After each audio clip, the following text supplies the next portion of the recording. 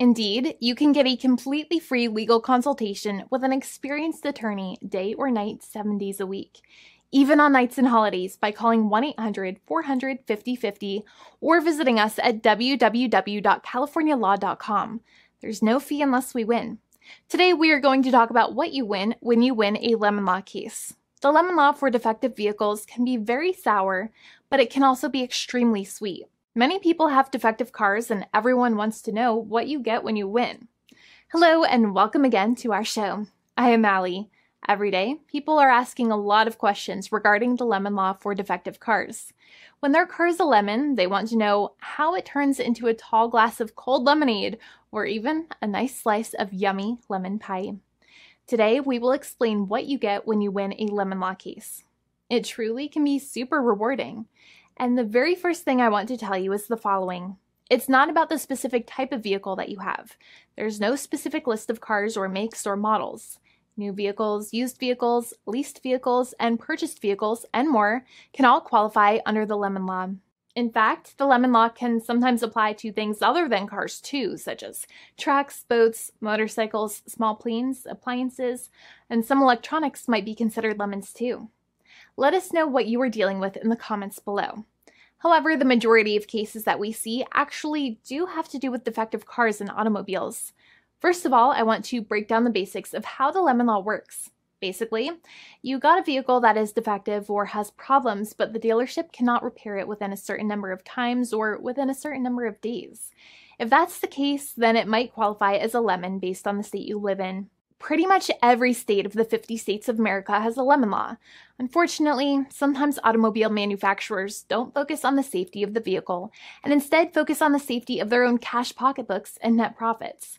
For that reason, if your car is a defective lemon, you should really know about your legal rights. So in the following, I am going to tell you all about what you can get or win when you win a lemon law case. Some automobile manufacturers make a lot of money and are rich, and a lot of people hate the dealerships for taking their money and giving them a hunk of junk, the runaround, and a bunch of lies.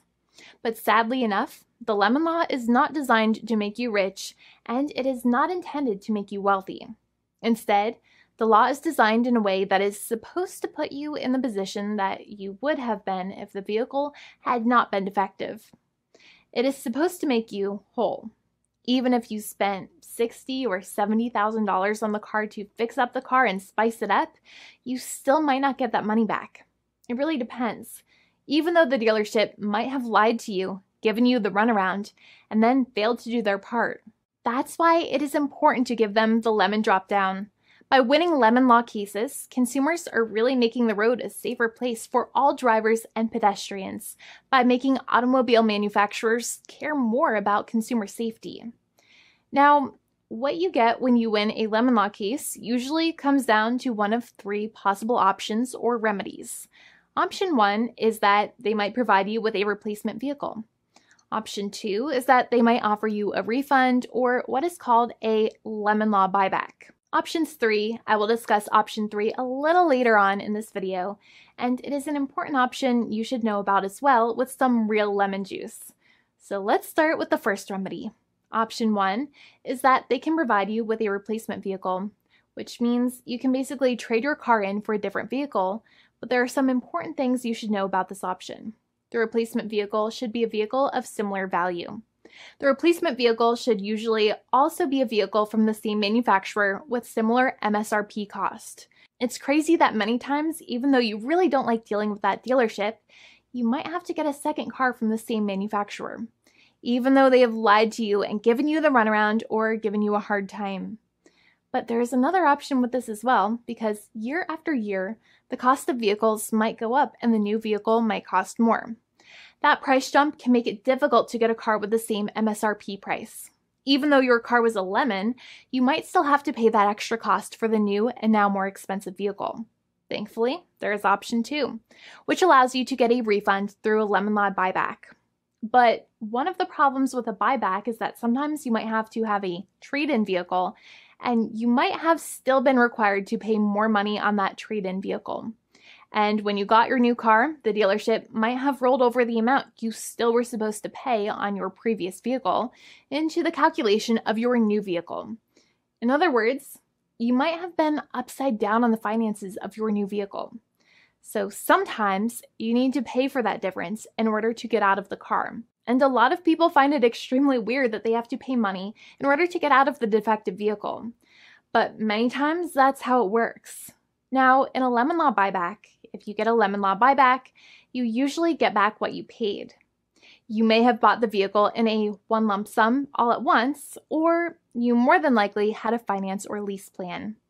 What you usually get back is the money that you actually paid. Your hard-earned money that actually left your pocket and went straight into the pockets of the manufacturers. So think about it for a second and try to calculate about how much you paid. Think about the down payment and also add up all of the monthly payments that you have made for your car so far. It can add up to a lot of hard-earned money.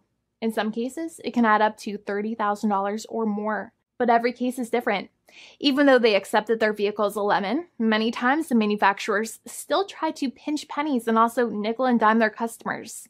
So they deduct certain fees during the negotiations, such as an offset for mileage for the portion of time that your vehicle did not have problems. Sometimes it is legal for manufacturers to deduct such things from the settlement you end up getting, but many times they may be doing so incorrectly or it might be taking away too much of your personal money.